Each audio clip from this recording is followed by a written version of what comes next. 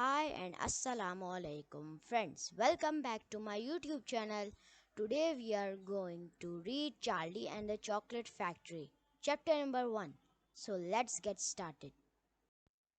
Here comes Charlie. These two very old people are the father and mother of Mr. Bucket. Their names are Grandpa Joe and Grandma Josephine. And these two very old people are the father and mother of Mrs. Bucket. Their names are Grandpa George and Grandma Georgina. This is Mr. Bucket. This is Mrs. Bucket. Mr. and Mrs. Bucket have a small boy whose name is Charlie Bucket. This is Charlie. How do you do? And how do you do? And how do you do again? He is pleased to meet you. The whole of this family, the six grown ups, count them, and little Charlie Bucket, live together in a small wooden house on the edge of Great Town. The house wasn't nearly large enough for so many people, and life was extremely uncomfortable for them all. There were only two rooms in the place altogether, and there was only one bed. The bed was given to four old grandparents because they were so old and tired. They were so tired that they never got out of it. Grandpa Joe and Grandma Josephine on this side, Grandpa George and Grandma Georgina on this side. Mr. and Mrs. Bucket and little Charlie Bucket slept in the other room upon mattress on the floor.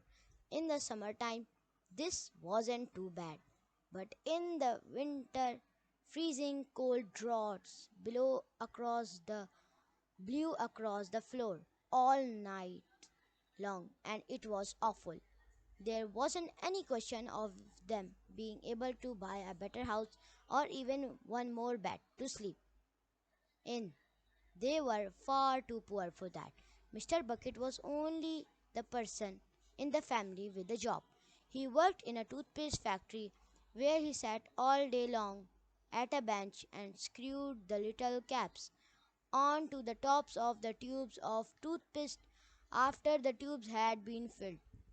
But a toothpaste cap skewer is never paid very much money. And poor Mr. Bucket, however hard he worked and however fast he screwed on the caps, was never able to make enough money to buy one half of the things that so large a family needed. There wasn't even enough money to buy proper food for them all. The only meals they could afford were bread and margarine for breakfast, boiled potatoes and cabbage for lunch, and cabbage soup for supper. Sundays were a bit better. They all looked forward to Sundays because then, although they had exactly the same, everyone was allowed a second helping. The buckets, of course, didn't starve, but every one of them. The two old grandfathers, the two old grandmothers, Charlie's father, Charlie's mother, and especially little Charlie himself went about from morning till night with a horrible empty feeling in their tummies. Charlie felt it worst of all. And although his father and mother often went without their own share of lunch or supper so that they could give it to him, it still wasn't nearly enough for a growing boy. He desperately wanted something more filling and satisfying than cabbage and cabbage soup. The one thing he longed for more than anything else, was chocolate. Walking to school in the mornings, Charlie could see great slabs of chocolate piled up high in the shop windows, and he would stop and stare and press his nose against the glass, his mouth watering like mad many times a day. He would see other children taking bars of creamy chocolate out of their pockets and munching them greedily, and that, of course, was pure torture. Only once a year on his birthday did Charlie Bucket ever get to taste a bit of chocolate. The whole family saved up their money for that special occasion. And when the great day arrived, Charlie was always presented with one small chocolate bar to eat all by himself.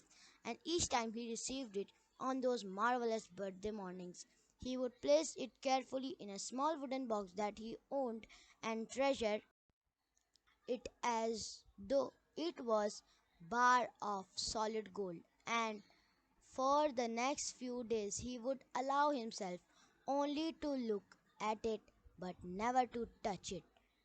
Then, at last, when he could stand it no longer, he would peel back a tiny bit of paper wrapping at one corner to expose a tiny bit of chocolate, and then he would take a tiny nibble, just enough to allow the sweet taste to spread out slowly over his tongue.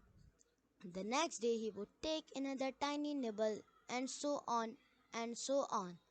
And in this way, Charlie would make his six penny bar of birthday chocolate last him for more than a month. But I haven't yet told you about the one awful thing that tortured Charlie, the lover of chocolate more than anything else. This thing for him was far, far worse than seeing slabs of chocolate in the shop windows or watching other children munching bars of creamy chocolate right in front of him. It was most terrible torturing thing you could imagine, and it was this. In the town itself, actually within sight of the house in which Charlie lived, there was enormous chocolate factory. Just imagine that it wasn't simply an ordinary enormous chocolate factory either. It was the largest, the most famous in the whole world. It was Wonka's factory, owned by a man called Mr. Willy Wonka, the greatest inventor and maker of chocolates that there has ever been. And what a tremendous, marvelous place it was!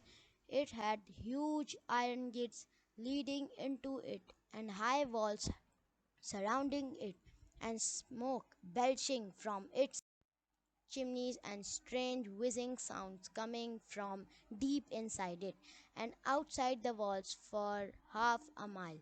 Around in every direction, the air was scented with the heavy, rich smell of melting chocolate.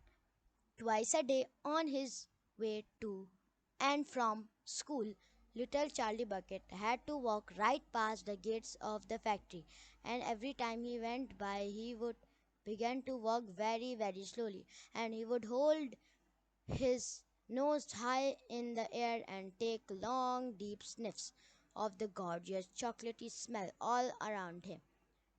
Oh, how he loved that smell!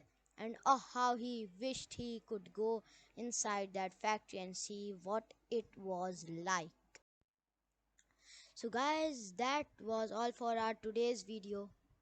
Chapter 1 is finished. I hope you like our today's video. Don't forget to like, subscribe, and turn on the post notification so that you can get my notifications first.